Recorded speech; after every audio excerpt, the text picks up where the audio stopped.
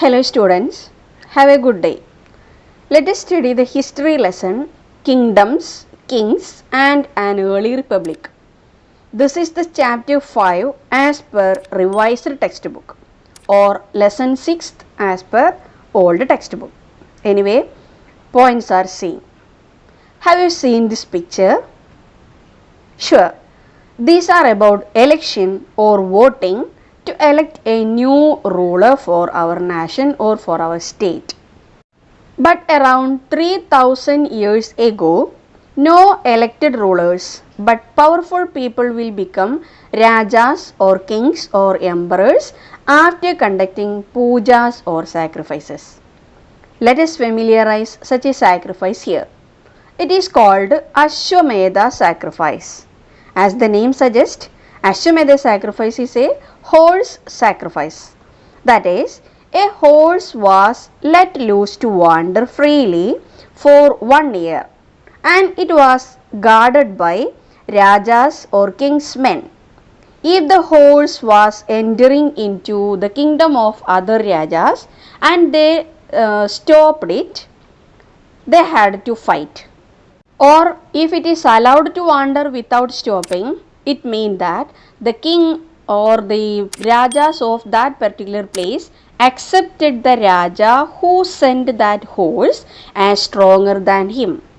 At last, the powerful raja who sent that horse need to conduct or to perform a sacrifice under trained and well scholared priest.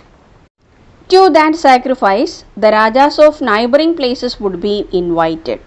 The raja had a special place at the time of that sacrifice or a throne where he has to sit, and his wives and sons had to perform minor rituals.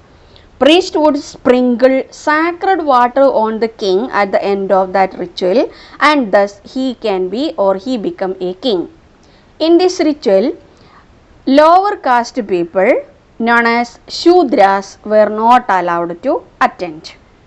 Have you heard this word Shudras? It is a word used here to denote the group of people in the bottom of social setup and they were considering as lower caste people in a society. We can study the other group of people also here.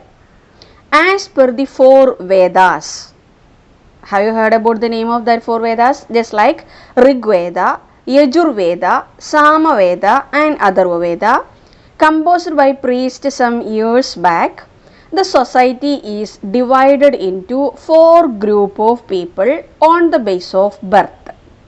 That 4 group of people together known as 4 Varnas. So, Varnas here means 4 group of people. Each Varnas had a different job or functions to do in the society. The first Varna was Brahmins.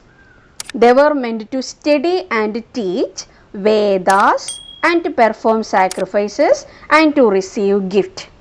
They enjoyed the highest position in the society. The second group were called Kshatriyas. They were either rulers or they were soldiers or warriors. They were expected to fight against the rivals or also need to conduct battles and to protect people. The third group were called Vish or Vaishyas. They were common people, including farmers, traders, herders, etc. Kshatriyas and Vaishyas were also could perform rituals along with the Brahmins. And the fourth category were called Shudras. They were supposed to serve the other 3 group of people just like Brahmins, Kshatriyas and Vaishyas and not allowed to perform any kind of pujas. Women also considered as Shudras. This categorization was on the basis of birth mainly. That is, if one's parents were Brahmins, automatically the boy or the newborn also will become to the category of Brahmin. And just like if the parents are Kshatriyas, the child also will become Kshatriya. That means on the basis of birth, these categorizations were made by the priest of those time. Later, One more group of people were called untouchables, including hunter, craft persons, gatherers, or people those who are helping burials and cremation, etc., were considered as untouchables. And the priest said that contact with these people will become a matter of polluting. Lots of people didn't accept this type of categorization and supported this Varna system because it separate people and did not give any kind of equal freedom or right for people to live and also to use the available opportunities. Especially the lower caste people, including Shudras or untouchables, were not allowed even to participate in public programs also. That's why these kind of categorization were not accepted and supported by lots of people, especially in India. Anyhow, lots of powerful Rajas conducted Ashwamedha sacrifice and they recognized as the Raja of Janapada rather than Jana. Janapada literally means land where the Jana or people set its foot. Archaeologists excavated many settlements in Janapada such as Purana Kila in Delhi, Hastinapura or Atranchikera in Uttar Pradesh, etc. From these places, colored painted potteries were also excavated.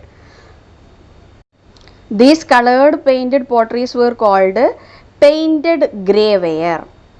These were so polished and also were much beautiful.